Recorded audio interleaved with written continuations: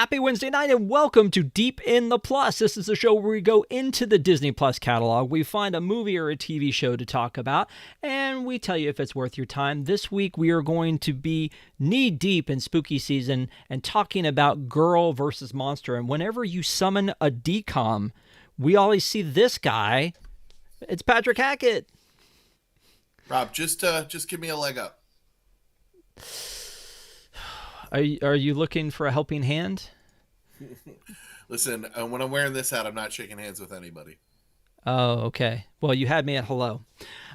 So thank you for reviewing this with me, my friend. I appreciate it. We've first of all, I want to say you and I have done. This is our 60th Deep in the Plus. This is it. Wow. This is the one. 60th That's Deep in the Plus. Crazy. I know. That's and there's crazy. there's about 270 in the reviews that we've done. Like, we've done a ton since Disney Plus launched, but this is your 60th Deep in the Plus. Wow. Congratulations, sir. Thank you so much. Thank you. Oh, that's so cool. I'm so excited. Another little tidbit for you. Out of the 60, you know where I'm going with this. Out of the 60, 10 of them are DCOMs. Oh, I expected more. Yeah. I should have let you guess. I don't know. I'm sorry. I should have let you guess how many there were, and you would have said, oh, like half of them? Well, I mean, if you think about it, like, you've done, like, the Mars stuff, the Herbie stuff. Yeah. Anytime we've done an interview, like Stuntman and Witch Mountain, and, you know, you've been on for all those. So there's a lot of The Mountain. You know The Mountain. Escape to and Return from. Both of those. The other thing that we've done a lot of on this show is we've done a lot of Halloween. And so, you know, when Disney Plus first launched, it launched in November. We did some Christmas stuff back then. But every Halloween, we try to fill October with the spooky stuff. And the problem is we start to, like, run out because, like, we hit all the big ones from the beginning. We hit I was going to say Pocahontas. We hit Hocus Pocus. We hit Halloween Town. And I think those are, like, the two that people think of usually the most when we start talking about Halloween and Disney. I had no idea what this was. This was completely new to me. You know what it wasn't musical enough. If it was a musical, I would have known about it from Jump Street.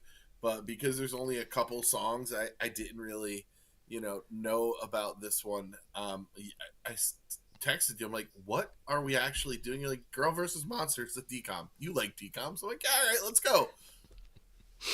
So that's funny, though, because, again, a lot of the stuff on Disney Plus that is Halloween, if you take out the episodes, like if it's a Halloween episode of something, if you take out and you're wearing a Gravity Falls hat, so we can talk about that later. But if you take out all of that, so many of them are actually DCOMs. Like, this is something from Disney Now, which is an app that's about to leave. But if you look at this, Under Wraps 2, Zombies 1, 2, 3, the Can of Worms, which I've never watched that. Don't Look Under the Bed, Girl versus Monster. Here's the Halloween Town High, Halloween Town 2, Invisible Sister. I would say that's borderline, whether that's like spooky season stuff or not. Phantom of the Megaplex, Twitches 2, Upside Down Magic's a fairly new DCOM. The Scream Team, and then Mom's Got a Date with a Vampire. So a lot of the Halloween spooky season stuff is DCOM. So I mean, it's not surprising that we would be talking about a DCOM here. And honestly, I try to mix it up, whether we're talking about animated, Pixar, DCOM, Star Wars, Marvel, like mix it all up. But unfortunately, a lot of these are a lot of the stuff's DCOM. So here you are, and I appreciate it. So before you watch this, you had never seen Girl versus Monster. Never seen nor heard of it. So completely blind going into this. Interesting. So, Girl versus Monster is the daughter of two monster hunters must take on a monster of her own. That makes it sound a lot more dark and sinister than it actually is. Correct. And again, it's an interesting take with this one. So the star of this one is Olivia Holt, And she was one of those, like so many other Disney Channel stars, that had there was a roadmap for her. It was like the I want to go ahead and say like maybe probably Hilary Duff and Lindsay Lohan were the originals, even though Miley Cyrus is most famous for being the I DCOM mean, star or the Disney Channel take it back star. to Haley Mills. I mean, there's, it goes back. But I'm thinking, and again, Haley Mills did do some singing, but I'm thinking Yeah. of like you bring them on and you have them do a Disney Channel guest spot on a show, then you give them their own show, then you like do an album with them, then you add them to a decom. Like it's this whole thing where they like it starts to roll up and they become megastars, and then they try to distance themselves from Disney in some way, shape, or form, so that like Miley Cyrus did. But you've got like Selena Gomez and Bridget Mendler, and sometimes a hit like a Selena Gomez, and sometimes Bridget Mendler never really, I think, got to where the potential was, or as where they were pushing her to. You've got Miley Cyrus, obviously, and like you talked about Haley Mills, but Sabrina Carpenter right now is the hottest thing in music, and she went through that car wash. And you see, I want to call her Evie, but I know she has an actual name. Dove Cameron. Sophia Carson. No, Sophia Carson Oh, and Dove Cameron, and both of those seem to be it girls on their way, but they never broke through. Dove Cameron is amazing as like a Broadway actor. If you watch Schmigadoon, she is tremendous in Schmigadoon. yep. So I wrote down Demi Lovato, Sabrina Carpenter, Miley Cyrus, Hilary Duff, Selena Gomez, Dove Cameron, Lindsay Lohan, and Bridget Mendler. So throw Olivia Holt in there though, because she's kind of got that triple threat, sing, dance, act, and she started young. So she was 15 here when this went on, and honestly, I think they dressed her maybe inappropriately for 15. Maybe I'm wrong on that. I don't think so. I think it was perfectly in with the times. Gotcha. Yeah. But she had started on a TV show called Kickin' It, that started in 2011. So again, she was in the hopper. This was 2012. So it looked like they obviously saw some potential in her to have her star in her own decom. And you know what? Some of the lines she delivers in here felt very Disney Channel show. Mm-hmm. Like, you know what I'm saying? Like the way we'll, that she. We'll talk about that. Okay. We'll talk about that. All right, yeah, we'll talk about it. It was directed by, and I wonder. So let me get back to directors. Yeah. Are you excited about the director? I'm excited about the director. Yeah. Okay. All right. So directors in general, like I've given a lot of I don't want to say hate, but towards like Jake Lloyd, who played young Anakin, or Natalie Portman was very not great in the original prequel, and everybody says, well, that's the directing. That was George Lucas. Yep. That's what, or the writing, either one. So the fact that like this director directed so many decoms made me wonder if possibly that like this was how he put things together. But what like. I'm trying to figure out, is it Hatching Pete that you're excited about? What is the thing you're excited about that he did? Rob, come on. Oh, wait. Is it okay? Is it Going to the Mat? Going to the Mat, and he directed Teenage Mutant Ninja Turtles 3. He directed and wrote it. Okay. Yeah. That's it? That's all we're excited about? No, he directed episodes of one of my favorite shows for a very long time, Jane the Virgin, a few episodes of the reboot of Charmed. Like, he's done a few good things here and there. A weird War Games sequel that I didn't know existed, but sure.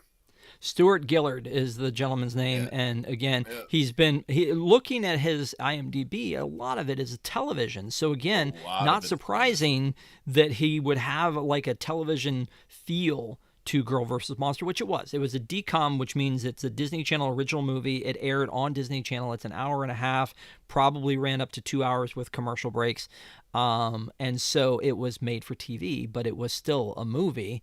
But I'm seeing like 90210, Beauty and the Beast. I saw So Help Me Todd, Jane the Virgin, like you mentioned. And some of his writing in the very beginning, the credit that he has the most of is 33 episodes of the Sonny and Cher show. So a lot of experience with not only television, but also that like variety musical style of television. So, I mean, dude's been around the block and has directed. I mean, Ninja Turtles 3 is by far the worst of the Ninja Turtle movies. um, So then why? and Okay. Going to the mat, not a particularly good decom either. Well, And the dialogue in this and the acting in this is utterly atrocious. so the Scream team, Full Court Miracle going to the mat, Which is a good one. Full Court Miracle is and a good one. and then of course Hatching Pete, and then Girl versus Monster. Those that's his roster there. So what's really funny about DComs is they always put them on like when they were doing free trials back in the day. And what you haven't, I don't think I've ever said on here, is the reason I really got into DComs again is my mom had a major surgery, and it was around I think a Memorial Day when they played all the DComs in order, and like I DVR'd them, I watched them all, and I ranked them.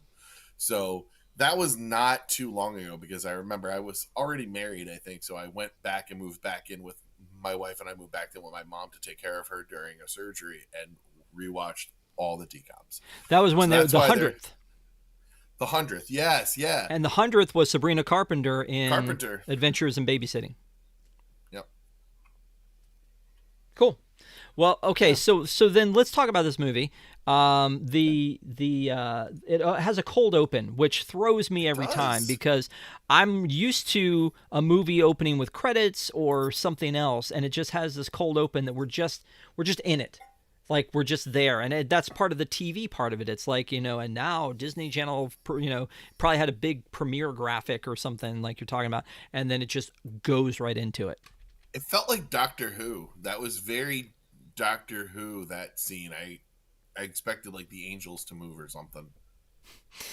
And eventually they do. They do. This house, I put down in my notes, this house reminds me of a combination of Twilight Zone, Tower of Terror, And the Haunted Mansion, and Hogwarts, depending on where they shot it from, where we were. Because in the battle scene at the end, we're up at the top, and it feels very Hogwarts-ish to me. But the rest of it felt very Tower of Terror, didn't it? I got mansion vibes from it more than anything else. Okay. When it first opens, we're seeing this mansion, and they're getting ready for a party. And so I don't know. It's not a prom. It's a Halloween party, I guess. They're having it at this historic house, and there's a banner, and it's not right. It's a little askew. And so Skylar, who is our star, who is Olivia Holt, is like, I got this. Give me a boost up. And she does this very dramatic gymnastics jump all the way up, and fixes the banner and comes down. And I thought, they are seeding us for something. You don't usually go to that much trouble to introduce a gift or a talent like that to not have it pay off. And I will tell you where I thought it was going to pay off later, and it didn't pay off. Does it? Yeah. I really thought this was very Buffy. It hit me as Buffy immediately, because there was in the original, the movie, that she was, gymnastic cheerleader and really like going through. Just give her a leg up. Yeah. Yeah. Which, by the way, as a former cheerleader, you would never do a toe pitch in such a fashion like that. That is very poor stunting. Yes, sir. Understood. Thank you. But she fixes the banner, and then the only thing I could think at the time was, well, it's hung from a balcony. You could have just walked upstairs and. Yeah, no, it was a bad idea.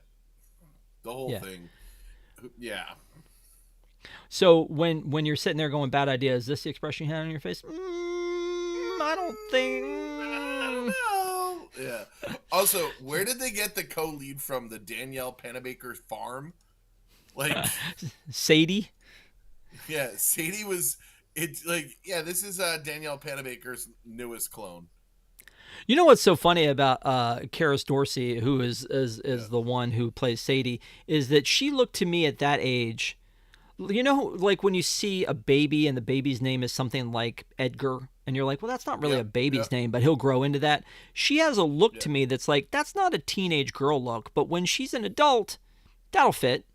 Like, you know what? I'm not really sure. Although this is her She more modern picture on in the IMDb. movie she gave Big Aunt energy. There you go. Exactly. Yeah. Yeah. Um, yeah, and she's been in a bunch of stuff. I think she's definitely grown into this. And we'll talk about this later too. Is Olivia Holt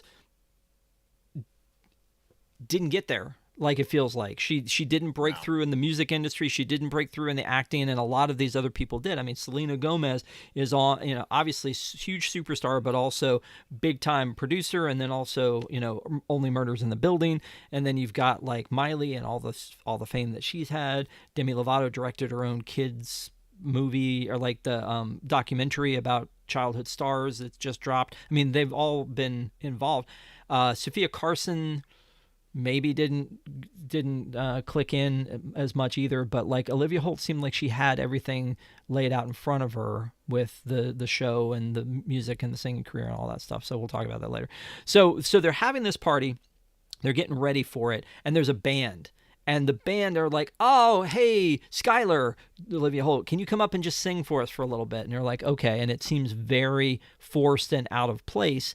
There's a whole soundtrack to this. And I got to tell you, one of the songs, let's just go ahead and talk about the music because yeah, it is a bop. And I assume you're talking about the Fearless one, the one they do like the line dance to again. Yeah. I agree. There's some music Little that they play at like little ska. It's not bad at all. There's some music they play at Disney events. Like, I went to a spooktacular something or other from D23 at Destination D23, and then also Mickey's Not So Scary Halloween Party. And at Mickey's Halloween's Not So Scary, they play Calling All the Monsters, which is a China and McClain song. But like, we should throw this in, like if they're not already doing it. This song of Fearless should definitely be in there. But there's Had Me at Hello, which they have like 3 different versions of. There's Nothing's Gonna Stop Me, I Got My Scream On, I like that. and Fearless. So there's really only 4 songs, but they list them like there's 8 because of the replayability through the thing. Yeah, they're reprise, yeah. Yeah. No, they're not bad songs. I Got My Scream On isn't great, but no, they're really enjoyable. I enjoyed that part of the movie. It felt more natural for the songs. Like, it's definitely not a musical. It felt natural when the songs, like, this is a time when there's a song. There's people are playing it, and it's not just, singing your feelings. All right, so right here, that scarecrow, that never comes into play. What do you mean? That's not his scarecrow, is it? That's not the bad scarecrow that... I thought it was. All right, you thought it was? Okay, I didn't know. Because it looks very weird. It looks very similar, but yeah, I was like, oh, maybe you're right. Maybe it doesn't. Yeah, I don't know. Yeah. So, we're introduced immediately to her 2 friends, Henry and Sophie. Sophie is a little bit of a nerd. Sadie's a little bit of a nerd, and Henry is like, he's kind of a little geeky, and there's not a love interest between them, which I'm appreciative of. She's in love with the guitar player who also has another girlfriend, which then creates a rift between the 2 of them. So we've been introduced to the best friends, and then she's got to go, and they all leave, and she's like, well, I got to get out quick, so I'm going to take the shortcut through the cemetery, and then she's kind of joking around about ooh, spooky. And that dialogue right there is where I went, wait a minute, this feels like a Disney Channel show. Like that dialogue, she was like kind of overemphasizing and weird. I don't know. Is this might be the worst acted DCOM I've ever seen. The acting and the dialogue is bad, and I hate to be that way towards kids, but like you said, it's usually the director or the writing, and the delivery leaves a lot to be desired. Yeah. Yeah. Again, so there's a lot of special effects in this one, which I think, if you can call it that, yeah, sure. I think some of them hit. Honestly, some of them do hit. You're right. Like this one right here with the gargoyle. The gargoyle hits pretty well. Yep. Yeah, when he moves and then he kind of turns to like smoke here, and like that one hits, and I think that the tree stumps hit. You think the tree stump? I thought the tree stump looked bad. I thought the Oh, tree okay. stump looked really bad. Okay. Well, Yeah. where else was special effects? What was the thumbs up? What was the thumbs down for you? So the three-headed swirly head at the end. Yeah. I like Okay. the scarecrow. The scarecrow look was good.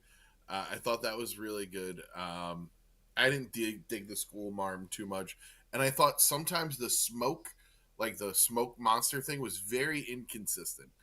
I don't think like that time it looked really good, but it didn't always look right. And there wasn't consistency in the effects, like Yes, like yes. yeah, like there was the one time where she her parents are being held captive by her monster, which I forget her name. It starts with an M. Da da da da da da da da. Yeah, I couldn't. They kept. Diamata. They kept Diamata. Diamata. Yeah. Yeah. What's Diamata with you? There's a place where Diamata is with the two parents, and she Mm, says, "Gotta fly," and she just disappears. She doesn't yeah. turn to smoke, which she Yeah. had done in other times. She just And disappears. the weapons don't always fire the same way, and Yeah. that was inconsistent. When you're By the doing way, something like this with special effects, like match your budget to what you're trying to do. our good friend Caleb loves this movie, so I don't mean to point Oh, out like all of this, well, like break down a don't bunch of this worry. stuff. But Well, yeah, we're in yeah. the I mean, beginning.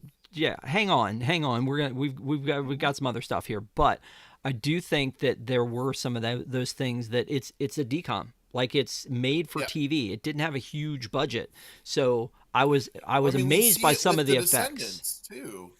Yeah, Yeah, yeah. You see it with Descendants. Like sometimes it's really great, or even when we were talking about once wildly inconsistent with effects. Sometimes it looks great, like when they're doing makeup, like Mr. Gold always looks wonderful. And then there's a dragon, which looks like it was put together with Windows XP. you say he always looks wonderful. You didn't watch the rest of the seasons because when you get into the season where he cuts his hair and then they put a wig on him when we do flashbacks, it's not great. Just putting that out there. Well, So last Sunday we talked about how the Disney wig department needs work. yes, exactly. So this scene right here, as they're walking into the graveyard, this looks like it could have been right out of Kicking It.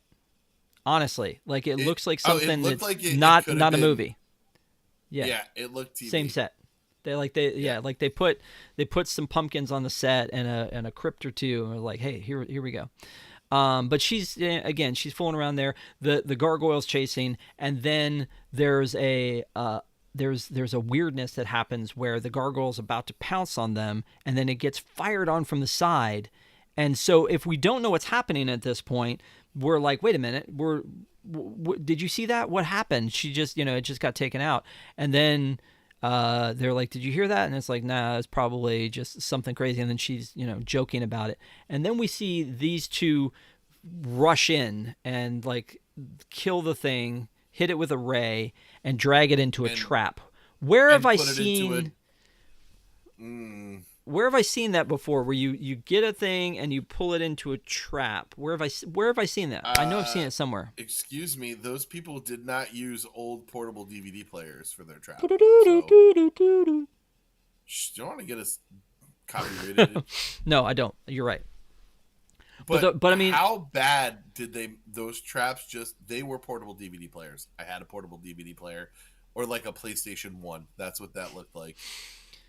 right. But again, yeah, why are they flat? It's weird. But it's It was funny. real weird. It's funny that it's just Ghostbusters. Like even when It's they have like the 100% Ghostbusters. disbursement system where they flush it 100% into the disbursement Ghostbusters. system and then the disbursement system fails and then it goes Yeah. Yep. Mm-hmm. and then there's a big Now bad that like controls they all didn't work yeah. real hard on that. Yeah. Mm. This could have used a couple more drafts.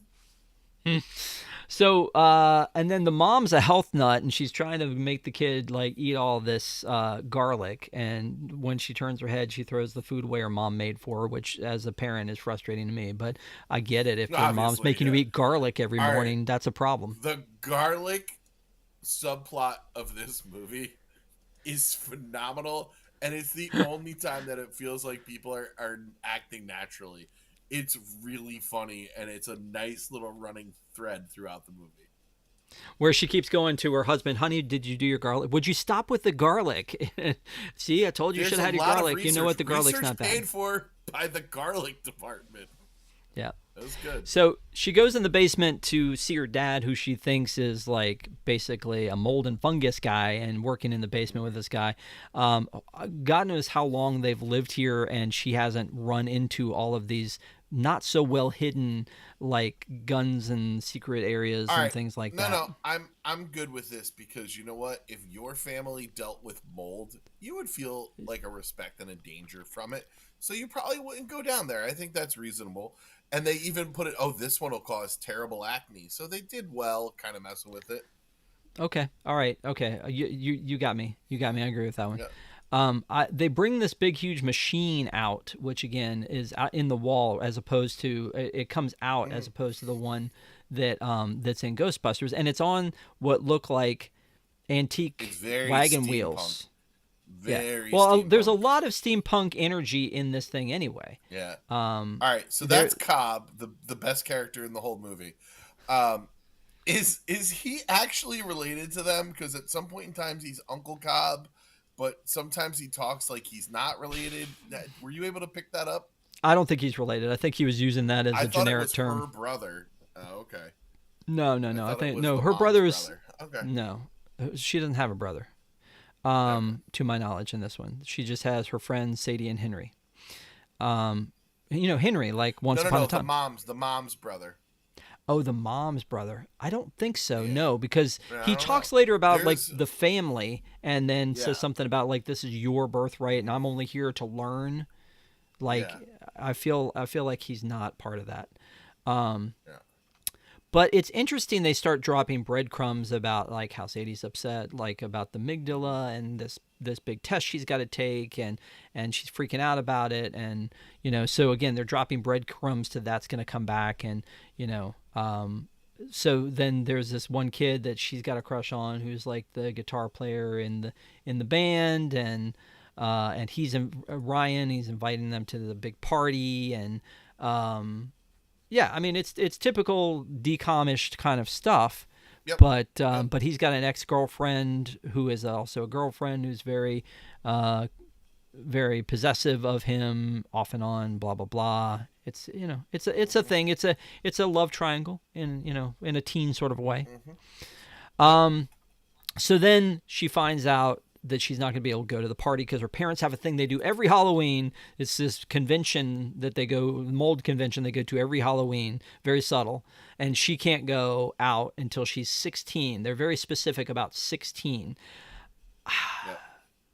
So I think about things like Turning Red, and I think about things like that where there's some vibe in them that at some point I connected this with Turning Red too. Right, where like at the age of 16, not a day earlier, as soon as you hit midnight at 16, you're going to be a monster hunter. You're going to have a special power. Something else is going to happen. But then they let me down with that because they then go, oh, well, we just decided we weren't going to tell you until you turn 16. Well, no, there's something about the monster's ability to get you before 16, like if you get got before 16. They explained that one too. And yeah, you were right. She was supposed to get some sort of power or something at 16, but she seemed to have it. Well, I feel like the same thing Buffy you were talking about before, like Buffy like aged into the being the vampire hunter. So then she is upset that she's not going to be able to go out on Halloween, and she decides that she's gonna come up with a town too. Yeah, she's gonna come up with a plan. Meanwhile, her parents are out like monster hunting, and we know they're monster hunters, but like she doesn't know they're monster hunters. Also, I thought like before we do that, I thought that the part where is it? I forget her name too. It's Myra. Myra decides she's gonna do exactly what what we saw Skylar do and take the big jump to fix the banner. And I'm just like, well, wait a minute. Why? What keeps happening to that banner? Yeah, well, this is a different banner at a different place. But she Oh, does that's the right. whole That one's at the gymnastics school. thing again. Yeah. And so she's doing the gymnastics thing here again, which again, this is the second time that gymnastics comes into play. And I thought to myself, okay, this is gonna pay off Yeah. here. I really Yeah. feel like it's gonna pay off here. Chekhov's gymnastics. So before we get to the payoff or lack thereof, I wanted to point this out, which I don't know if you saw this or not. But when she gets locked into the house with her keeper, who he's like, well, Cobb. you Put some yeah, respect Cobb. on his name. Yeah, sorry. So she gets locked in the house with Cobb, and she's like, I'm gonna call my friends and talk to them. So the phone, did the phone drive you nuts? No. She pulls up the phone, and look at this. It's it, it's a video. She's what? Yeah, I don't know. I don't know. I did notice it, but I was like, why are we pushing play on a phone call? It was odd. But like, what is like it? It's an iPhone. Like, it's not some weird phone. You can see like the buttons on the side. It's an iPhone, but you can tell it's a video, and it's almost like they were going to do a close up of it and make it look like it wasn't an iPhone, like it was something else. So somebody And was like, why "Hey, is let's it load a." half in horizontal and half in vertical? It's bad. It's Yeah. bad. I don't like. I wonder It drove if me nuts. that was like feeding her his dialogue so she couldn't act like with the pauses. Maybe that was feeding her his dialogue. I don't know. So she decides she's going to go into the basement and turn off the power. And that's how she's going to get out of the house, because she needs to go to this Yep. party and the alarm's been turned on and she can't get out of the house Yep. because the alarm's been turned on. The house is in lockdown. Immediately when she was like, she needs to get out of the house, the first thing I thought of was she's going to use gymnastics to get out of this house. That's immediately the first thing I thought of. See, that's not where I thought the payoff was going to be. Where did you think the payoff was makes going to be? sense. The end. Oh, when she was climbing up on top of the roof?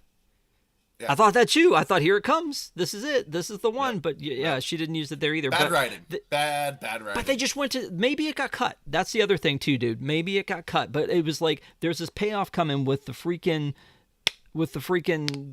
gymnastics, and I thought this was it. 6.5 years. But again, I guess this is like part of the plot, right? You have to turn off the system so that all of the monsters get free, which they're monsters, not ghosts. They seem like they're ghosts, like they're in vape form. I don't know. Okay, And they seem like they can possess, but they don't always possess. Sometimes they keep the same form.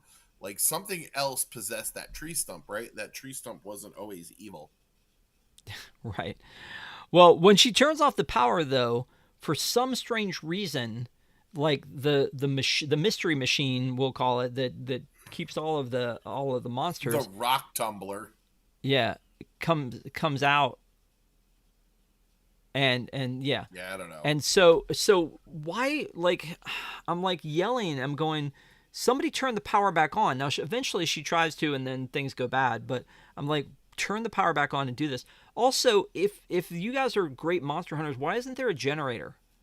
Now, obviously, again, this has to happen for the system to For go plot, for the Rob, movie, yes. for the plot. For plot, this has to Rob. happen. But Yeah. and again, they laid some groundwork. I'm going to give them some credit here. They laid some groundwork in the fact that the parents never told her. They kept it a secret. She didn't know. Like, that's all valid. Like, so they explain all that. But then, And much like May, she just kind of respected it and took it for what it was. And this was just the final straw at 15. She, yeah. And then, so as all of these, all of the not ghosts but monsters are escaping, here's her monster who stops. And, yeah. Mazda Diamata. So now our friends show up, and then like there's all this craziness going on, and then Cobb explains everything to her and to us. We understand now. her parents come from fourth generation monster hunters, and so it's going to be her responsibility to, to carry it on. And they never told her because this was her monster, and her monster instills fear, and but that's why she never had fear. I think that's how all monsters work, not just her monster. Yeah. Right, but this is she her didn't monster. Learn fear, yeah. Because which is why she had no fear. Yeah. Yeah, which I thought was interesting. I did think that was interesting because they did mention a bunch of times that like she was a girl without fear, like she's Daredevil. She's a girl without fear. This I thought was weird though, as far as effects go, is as she comes in. And it's almost like she's the Queen of Hearts, like from the Alice in Wonderland, off with her head. Queen of Hearts and a little Fairuza Balk and a little Bette Midler in Hocus Pocus. Yeah. What did you think about this this bit with the? It's supposed to be spooky, but it's not. Yeah. It's not. Okay. Well, aside from like the first cemetery scene and maybe a little bit in the woods, nothing gets really too scary because I mean although it's PG, it's not G-rated. They kind of, it gets kind of it's a vibe more than it's like spooky. Yeah. I could have gone for a jump scare or two. Okay. Well, I mean, it's one of these things where they've explained everything to us. We know the rules, and now there's a mission to capture all of these, all of the villains. But it's interesting to me that the three that gather together happen to be the three that also match up to Henry, Skylar, and Sadie. That's convenient, wasn't it? Yeah. And you were talking about like the scary part, the part with Granddad. This is kind of spooky, like in the sepia. Yeah. Like I'm down with that. Like that was kind of dark and sinisterish. Yeah. And then like when she's over the baby crib, with the baby. Yeah, I didn't like that. No thank you. So I just watched Insidious, and like the scenes with the baby, it's just like stuff with kids, even before I was a parent, like it always messed with me. Like The Grudge, the little kids from The Grudge. Oh, spooky kids. No thank you. Yeah. I like how they aged the mom backwards to when she was a baby, where they put the wig on with the bangs, and then there's her portable DVD player. Yeah, but it was very Ghostbusters, and then when they explained the fear thing, it became very Monsters Inc. to me. Because they all feed off the fear. That's the energy they get. They need your fear. And so that to me was like the Monsters Inc. I did not put that together, but I'm picking down what you're putting up, picking up what you're putting down. Yeah. Do it all. Do both. Do all of it. Put them and pick them and put them. Yeah. And you didn't care for the tree stumps. I don't know why they were out there, by the way. You thought it looked good. I didn't think it looked good. I didn't think it looked good. And also it was very, very, very well foreshadowed. And I was just like, oh, that tree stump's a monster. Because they all looked like faces. Yeah. Yeah. Well, okay. I'm watching back through it, and there's a scene where the tree stump is chasing after her down the path. Mm-hmm. I think here. Yeah. Yeah, and then like it came in. She had the red jacket like Emma Swan. But then it gets just strategically ripped down the side, so she's got her battle scar, but it doesn't go through her shirt for some reason. But all of the gear that they pick up from Cobb to go out, it's all steampunk. Very, very Men in Black scene right there. Yeah. Well, when the door opens up, where all the guns and things like that. I kind of was waiting for them to pull out the noisy cricket. What do we think about this poor soul here? This reminds me of Mean Girls, where she gets hit by the bus and then she's like just turned into a total train wreck. But then the villainess appears and then makes her like super hot teen. Like, what's up with that? Quite the transformation. Yeah, it was a little weird. It was I Uh, little over sexualization of kids with that one. Yeah, I can see it. yeah. But now she's scared. But now she has to go to the dance, and uh, she has to sing, and she's afraid to sing. But when she Well, she goes to went the from having no fear to all the fear all the very fear, yeah, quickly. Yeah. Yeah, yeah. I kind of dug that. It was like, wait a minute.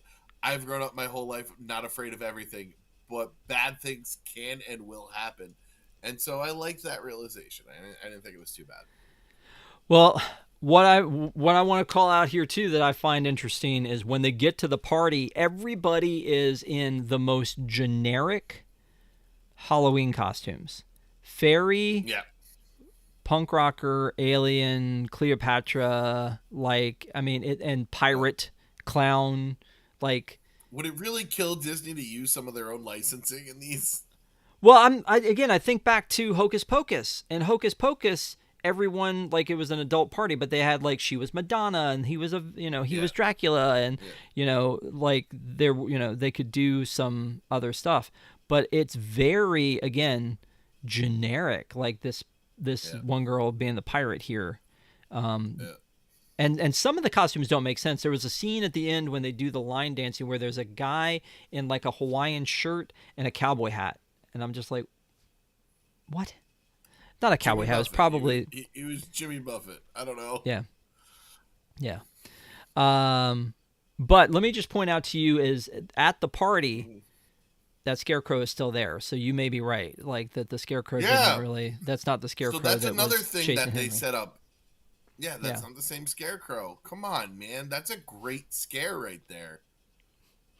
I gotta tell This you script though, needed a couple punches up. if I mean, if I was a teen at this time, I would want that outfit. That's a cool outfit with the steampunk and the all that kind of Mm-hmm. stuff. I thought that was pretty cool. Mm-hmm. Um, Yeah. I don't want it now because I think I'd look horrible. There's I some cool don't get the clothes. Like I think it's very of the era it was made. I don't get the point in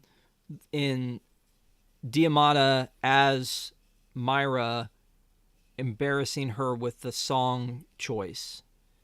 That seemed a little unnecessary. Um sorry, I got distracted. Um I think it plays into that being her big fear. That she embarrassed herself in front of a boy she likes and the whole crowd. So I get that part. I get that part. Gotcha. So then they're doing the whole like musical scene, and the Ryan's not sure what's happening, and he's just continuing. The band's continuing to play, and they're having the party, and she's out there dancing on the dance floor, and somehow there's some choreography. But then we find out Not like Kenny that the Ortega house. worthy choreography. No.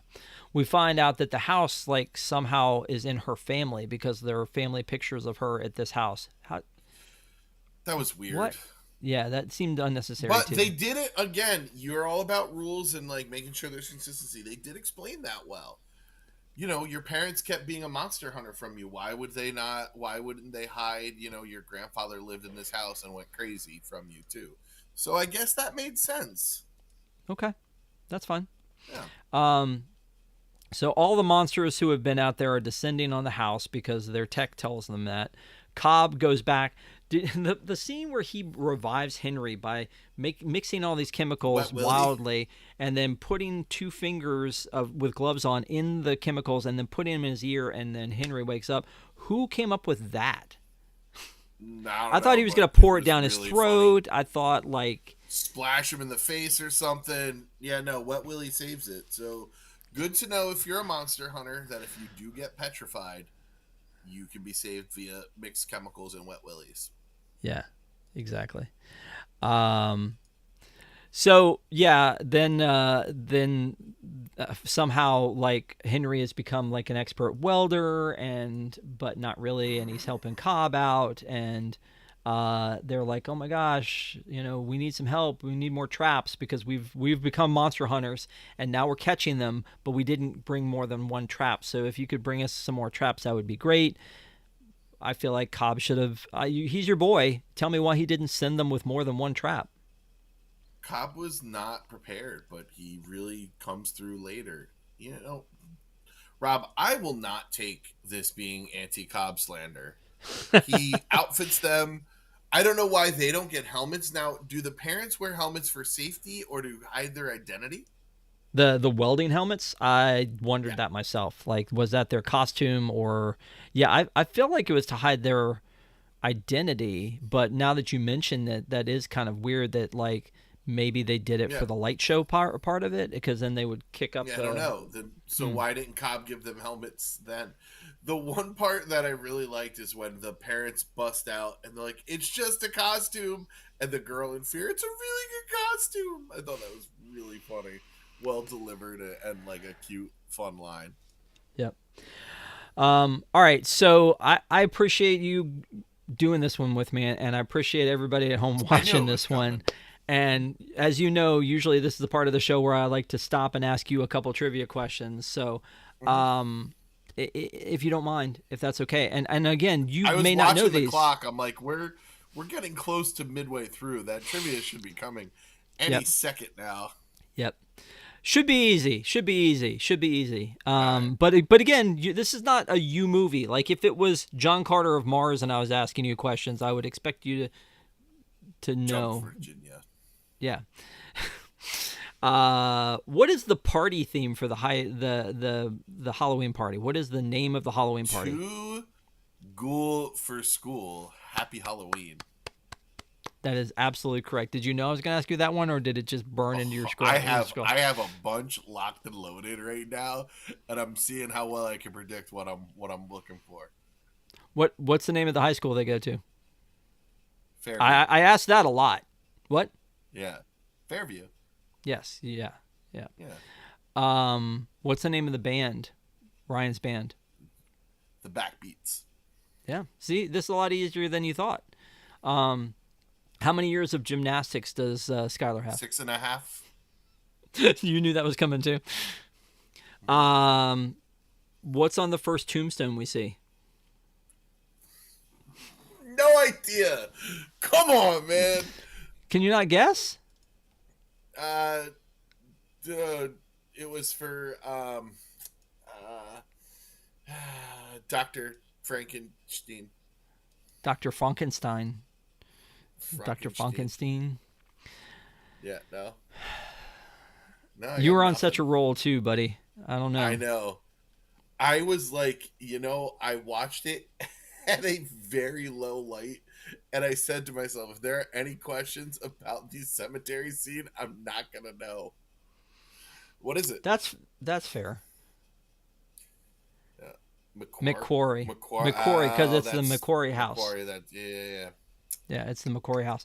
So they do that, and then you see the thing over the top. So it's the only one that they really show the name of, but yeah, it's McQuarrie. But I thought you might get that one because of it also being the name of the house. So yeah. This one you should probably know. What is the name of their day job mold company? Moco? Yes. So the license plate says Dr. Mold, and the side of the van says Moco. Right. Perfect. The only other question I have for you may be a little bit obscure. The first time that we see Sadie, she's reading a book about what? Wow. No idea. That's a good one. That's a really good one, Rob. I mean, is it? It's it good? Mitochondria. It's the powerhouse of the cell. It's just biology. She's reading a biology textbook. All right, so I did say mitochondria is the powerhouse of the cell, so I feel like I should get a half a point for that. Yeah. I'll add it to your scorecard. That means nothing. That's fine. Oh, that's it. Like yeah. That. You were gonna ask me if the other ghost name was Theodosia, because I had that locked in from Hamilton. She rolled with Dear Theodosia and Bob. Yeah. It's kind of like Men in Black and Bob, the twins. Yep. All right. Well, I appreciate it. I was ready. I appreciate you playing along. That's a good thing. Um, it was interesting, the misdirect in the beginning, by the way, with the tombstone. Like, we're like moving in on a creepy house, but then when we get there, it's just a bunch of teens setting up for a fun party. Yeah. Like, I thought that was interesting. Mm. Here's It was here's a lot of misdirects, but I don't know if they were intended on being that way.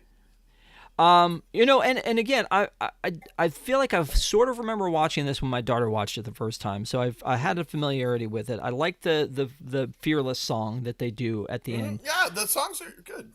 My problem is Oh boy. how they get to the Fearless song, because Henry comes in, he's just beaten his monster, and he yells at Skylar and everyone else, "Do what scares you the most." And I'm like, I was watching this with my wife, and I said, "It's gonna be singing. It's gonna be singing." And then she kind of looks behind her, and it zooms in on the microphone.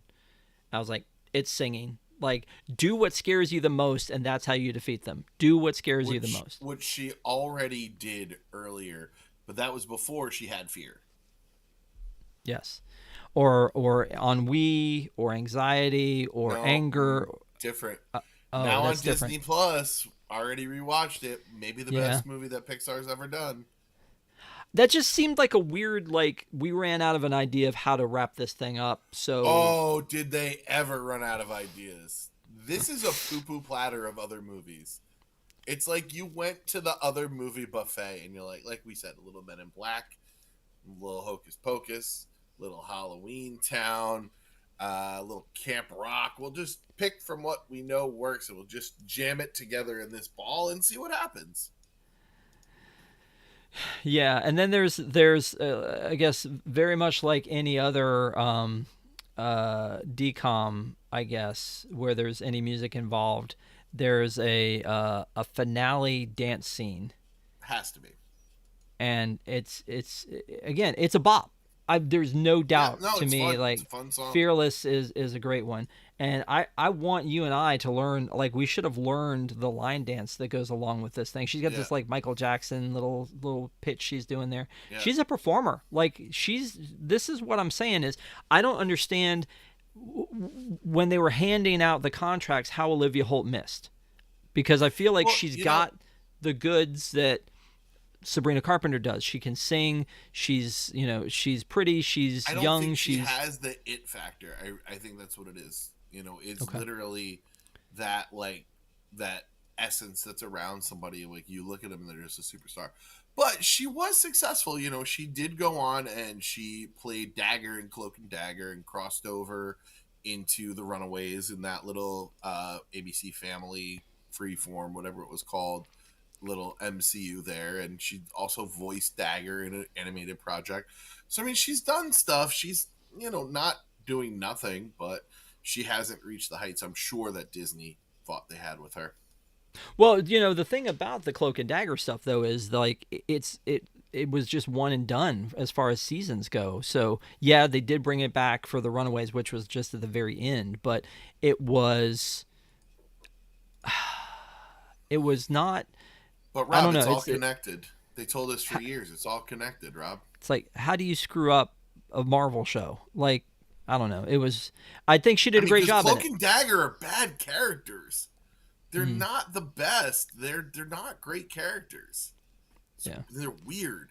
They're I really got to tell you, weird. though, there is a shot here that I love Talk to me. in the directing of this. Is she's fighting the villain. The villain tries to kill the parents, and she's on the rooftop. Mm-hmm. This right here. This is a great This shot. is this is That's a really great well shot. shot. This is really well shot. They build drama really well with what's in the frame. I thought that this end scene, aside from the weird two heads and three heads of the Amata, like, I was like, oh, this is pretty good. And here comes the gymnastics. The gymnastics happen net, and net. She has the rope. She's going, and the gymnastics. Well, I guess this is her on a balance beam.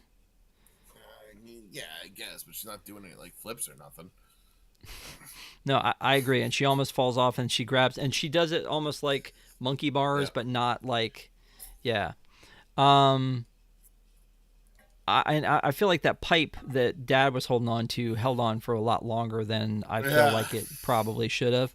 Yeah. Um, Yeah. Yeah. It was yeah, I almost agree with comical. you. I agree with you that I was kind of looking for that moment with the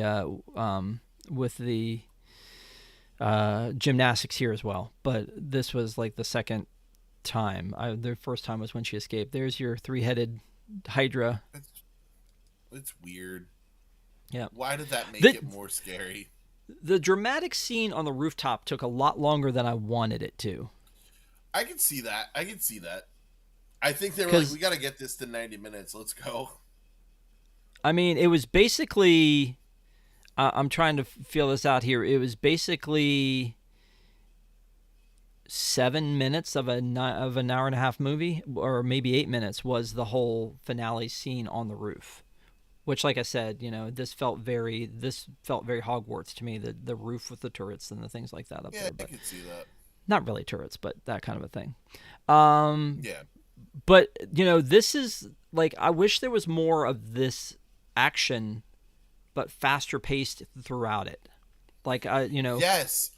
Really great point. I thought that the pacing was really off with this.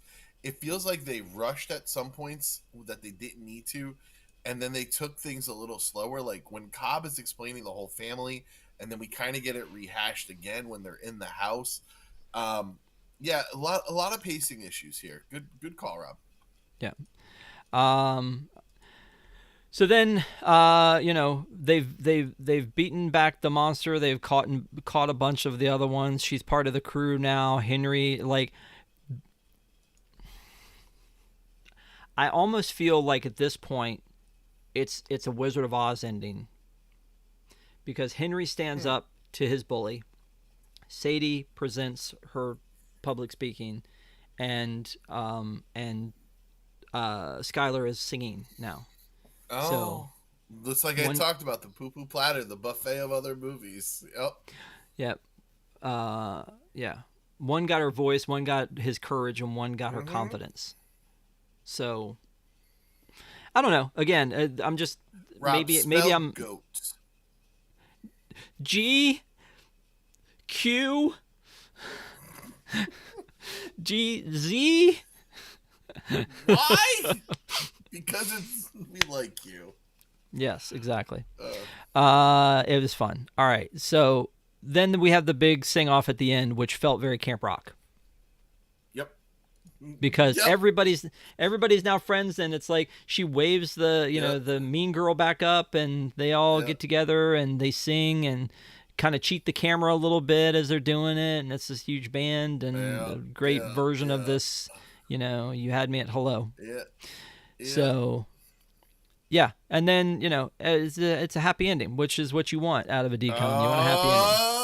Or is it, Rob? There's a post-credit scene setting up the No, girl no, versus there's not. monster extended. Yes, there is. What? Oh, with her cracking Giamatti and yeah, the cracking the glass. Yeah. cracking the glass. Yeah. Yeah. For the sequel that will never happen. Well, I mean, maybe. I mean, we've got Disney No. Plus. We have the blessing of size that we can go back and we can do as many things as we want to do. We can do Don't Look Under the Bed 2. We can do Zombies 4. We can do all that kind of stuff on Disney Plus. I know I'm not the zombies correspondent, which is ridiculous because I am a cheerleader. Um, but one of the songs randomly came on, and that song went hard. I don't know which one it was from. I was like, oh, zombies, you need to calm down. Well, when you say you're not the zombies correspondent, the problem is that Eric Wolf, who was a friend of the show, he used to he'd do a few here and there with us, was a bigger zombies fan than you. Right, and that makes sense. I have enough things that are my things, but as a Yeah. cheerleader, I feel like I should have at least been consulted. Oh, you see, you should have been a consultant on it. Yeah, I think that Uh, would have been good. Well, apparently we had a space for you, and when we did that review, but look at Eric Wolf going full zombie. I mean, come on. You wouldn't have done that. Ron, I don't know what Ron was up to, but yeah, we had a space for you. We could have done it. We can do you in post. We can put you back in post and put you in as part of that show. It'll be fun. Yeah, we streamed that 2 years ago. You can, again, catch all of our reviews on deepintheplus.com at any time. We have, we're on our way to 300, and at some point we will have a 300th celebration show, but yeah, it's been a lot of fun doing all of these, and again, around spooky time, we try to pick out some spooky ones. Some that I haven't done yet that I keep looking at and going, I wonder. One of them's under wraps. One of them is Phantom of the Megaplex, and one of them is Spooky Buddies. No, thank you. Because you know what'll happen if I do one Buddies movie. You're gonna make me got to do them all the Buddies. You gotta do all the Buddies movies. Part of that. I want no part of that. Thank you. You know, sir. speaking of franchises like that, next spooky season, put me down for Phantom of the Megaplex. That's one of the best decoms of all time. Okay, will do. All right. But I was gonna say, speaking of we were talking about Olivia Holt, and she's done some voice work for things like we talked about, but one of them stood out to me earlier, and I was trying to figure out where that was. Oh, Tinkerbell, because you were talking about you don't want to be the correspondent for the Buddy movies. She was in Tinkerbell and the Never Beast, the Legend of the Never Beast, which we've not done any of the Tinkerbell movies. BT dubs. They're bad. How dare you? Actually, the pirate one isn't that bad. The pirate one's not terrible, but they're really not great. Okay. Yeah. All right. So we've talked about this one.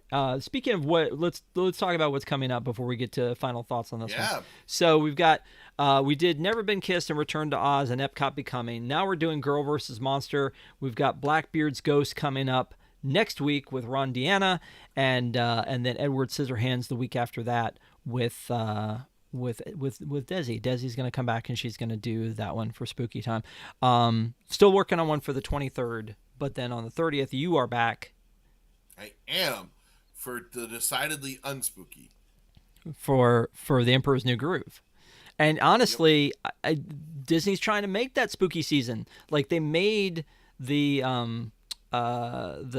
glow cube of the llama juice at Disneyland, and then you can hold a large version of that as a photo spot at Mickey's Not So Scary. So they're trying to make that IP spooky season IP. All right, we'll let it slide. I think you get a spooky season dispensation. The Spooky Pope said that you have special dispensation. The Spooky Pope. The Spooky Pope. Well, I mean, the funny thing is, though, if you go into the Halloween section of Disney Plus, they are cheating because they'll put some stuff in here like The Omen and from Hellraiser that are on from Hulu. So you can't really count those. No. We were going to do Agatha, but Agatha ends on the 30th, so we'll be doing that the week after. You and I have already done Toy Story of Terror. What in the world is that next to Toy Story of Terror? Ghost? That's from Launchpad. That's a short, 21 minutes. Well, yeah, I don't like that. That looked legit scary. That's from Launchpad. Yeah. So, but all this horror stuff up here, like if you click on this Immaculate, it says included with your Hulu subscription. So, I've kind of made the rule that Deep in the Plus needs to be Disney Plus, and it doesn't have to be so deep that we can't do something new, but at the same time, it has to be on Disney Plus, which is why we haven't done things like the Twilight Zone Tower of Terror movie or the Tower of Terror movie with Steve Guttenberg, because it's not on here. It's not there, which it needs to be. Yeah. So if I were ever to break the rule, it would be for that one, because that one should have been our Halloween year one, but it's not on here and it needs to be. Hopefully, if the other movie ever gets made with Scarlett Johansson, the other Tower of Terror movie that they were talking about, hopefully they find a way to get that back on here, but it is not. If I just type in the word tower, There's a weird collection, including PJ Yeah, masks that comes up. yeah. I don't Well, really because it know. goes. It thinks maybe you thought that you meant power. Yeah, gotcha. All right, so my friend, we've talked about this movie. We've talked about the music. This is the first time you've seen this movie.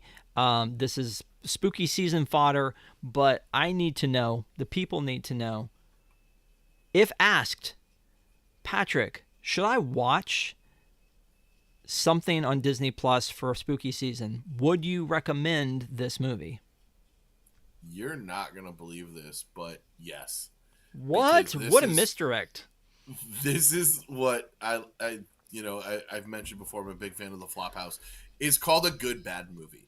This movie is ineptly made. It is poorly acted, but it is just the right amount of camp and fun and stupidity and silliness mixed with little bits of good movie making here and there.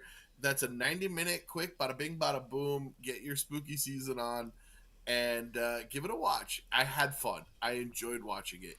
I talk about things critically here because that's what we do. It's not good, but it's enjoyable. Yeah.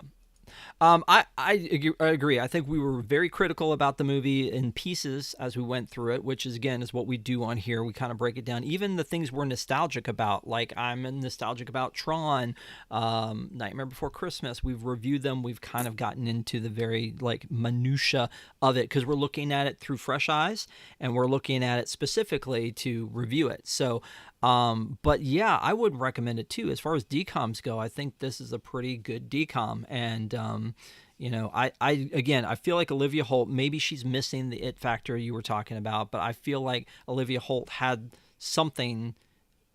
I think she had something. And so I hope that her career moving forward, she's 27 now, maybe she finds her place, down the road, but, I don't know. I liked it. She was in a movie called Totally Killer, which I watched, which I think was on Netflix, which was about a girl who goes back in time and learns like about this dark story about her mom, and then she plays one of the kids from the 90s. So that's what the Totally Killer thing is. It's a good movie. It's not a Disney movie, but if you ever want to check it out, you should. But yeah, I liked it. I would recommend it, and it's a fun little movie. It's 90 Yep. minutes. It doesn't take any time at all. Plus, it has those Disney DCOM fades and Oh my god, that those come are up obnoxious. Yeah. where it's like we're fading to commercial, but there's not one, so then it comes back. All right, I got good news for you before we get out of here about Olivia Holt. She does have what looks like a Hallmark movie coming out. So, Ooh, Jingle Bell Heist. dude, the Hallmark movies, I just especially the Christmas ones, it's almost hilarious that they all have it's like three plots, and my wife loves them, eats them up. She knows they're ridiculous, and at the same time can't get enough of them. It's like, have I watched this one? I can't tell from the title. I'll have to watch halfway through and decide if I'd seen this one before. It's crazy. So good for her. Finding with Lacey Chabert or whatever her name is. She's finding, man, come on. Chabert. She's finding life There's in. so many of those filmed in Connecticut. One day you're just going to see me in the background of one of them. That does But seem like a good place. For Christmas season, not for spooky season. Yes, sir.